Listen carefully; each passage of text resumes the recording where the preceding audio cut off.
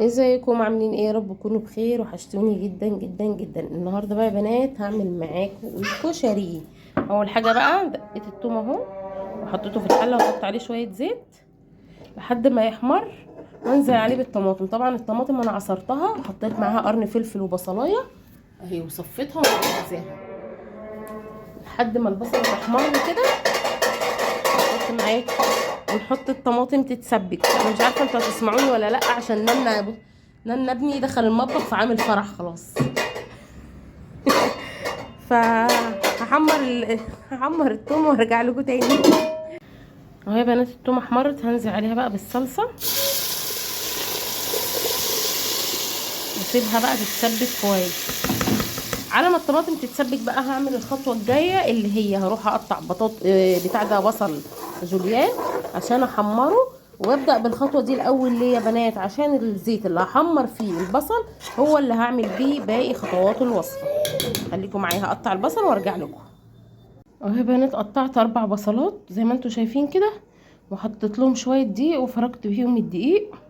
طبعا انا بحط تركه الدقيق دي ليه؟ بتخلي البصل اولا يبقى لونه ذهبي كده، وفي نفس الوقت بيبقى مقرمش وناشف، ما يبقاش طري كده ومعجن وياخد لون غامق، يبقى زي بتاع المطاعم بالظبط، يبقى لونه ذهبي كده وفي نفس الوقت بيقرمش. حطيت زيت اهو في الطاسه تسخن، وهقلي فيه البصل بتاعنا عشان الزيت اللي هيتفضل من البصل ده هنصفيه ونعمل بيه الرز ونسلق المكرونه ان شاء الله. طبعا الزيت اهو نشوف بقى لو سخن اهو، لسه شويه ونحط فيه البصل. اهو يا بنات هنزل البصل بتاعي في الزيت اهو لحد ما ياخد اللون اللي احنا عايزينه وينشف. لازم كمية الزيت تبقى شوية محترمين كده عشان البصل ما يتحرقش معاكم ويبقى برضو طالع حلو لونه حلو ومقرمش. وكده كده الزيت مش هيخسر معاكي، انت هتستخدميه في باقي الوصفة.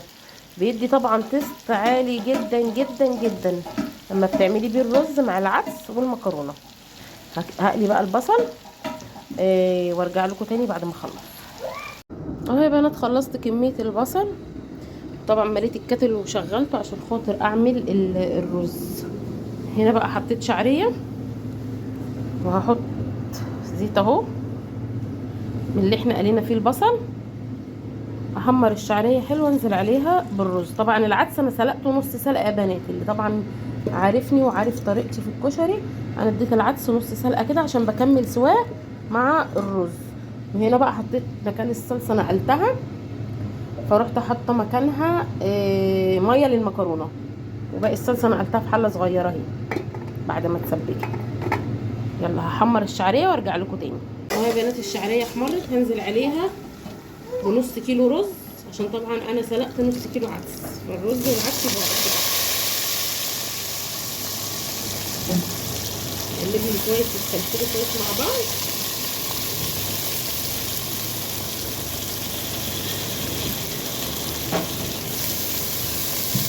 هرجع لكم تاني. اهو يا بنات بعد ما فلفلت الرز شويه انزل عليه بالميه السخنه. طبعا انا حطيت له ملح وانا بقلبه، بس طبعا ما عرفتش اصور معاكم عشان زي ما انتم شايفين بصور بايد وشغاله بالتانية. حطيت له ملح بس فقط لا غير، والصلصه هحط لها ملح وشويه كمون. يغلي غلوه بس كده يتشرب ونرجع نحط معاه العدس. اهو يا بنات غلى غلوتين وحطيت عليه العدس، هقلبه في الرز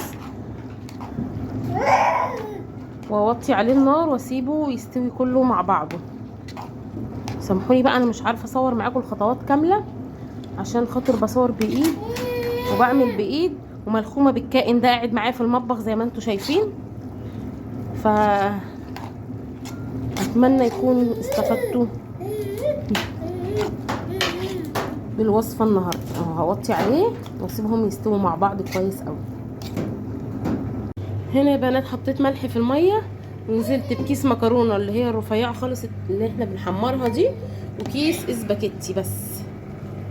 سيبهم بقى يتسلقوا كويس قوي واصفيهم يكون الرز استوى، وكده نبقى خلصنا اساسيات الكشري. نروح بقى نعمل الدقه والشطه. اهو يا بنات بعد ما سلقت المكرونه هحطها بقى لو صفيتها كويس هحطها في الحله تاني طبعا فاضيه، وهنزل بشويه زيت من اللي انا حمرت فيه البصل واقلبه في المكرونه وهي سخنه كده اهو.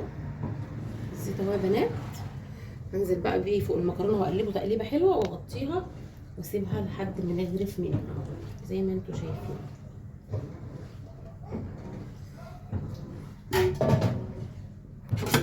اهو يا بنات، شايفين المكرونه وجمال المكرونه. اولا الزيت ما بيخليهاش تمسك في بعض تاني، ثانيا بيديها طعم حلو جدا اهو. نروح بقى نعمل الدقه. دقيت حوالي 5 أو 6 فصوص توم كده محترمين اهو بملح. احط عليهم بقى خل وكمون، ولو محتاجه ملح تاني هحط لها، واحط الخل وارفعها على النار تغلي بقى الخل والكمون، تاخد غلوه كده، واستنى لما تبرد شويه واروح حاطه لها ليمونه. ودوقوا بقى احلى دقه اهو يا بنات. عشان بس الازازه التانيه خلصت، احط بقى باقي الخل اهو زي ما انتم شايفين، خل بس محدش يزود ميه.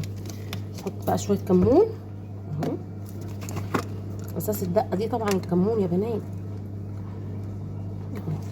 احط معلقتين كده محترمين، وطبعا تدوقوها. لو محتاجه ملح عشان طبعا التوم فيها ملح حطوا لها، مش محتاجه خلاص. ارفعها بقى على النار تاخد غلوه، ارجع لكم بقى تاني واحنا بنعصر الليمون اهو يا بنات. الخل بعد ما غلى مع التوم والملح، بصوا بقى عامل ازاي. نعصر عليه بقى ليمون، المفروض ليمونه بس انا عشان عندي الليمون الكبير ده القضاليا فهعصر نص ليمونه وكده نبقى خلصنا. وطماطم هي اقطعها زي السلطه بالكشري، وكده نبقى خلصنا الكشري. ويا رب تكون وصفتي عجبتكم، وهتحسوا انه في دربكه كتير، بس صدقوني والله ما خدش مني غير ساعه زمن بالظبط. يعني انا عملته عشان الاولاد يرجعوا من المدرسه يلاقوا الاكل، بدات فيه قبل ميعادهم بساعه، جم لاقوني مخلصه. متنسونيش بقى بدعواتكم الحلوه، ولايك وشير واشتراك في القناه عشان يوصل لكم كل جديد. مع السلامه.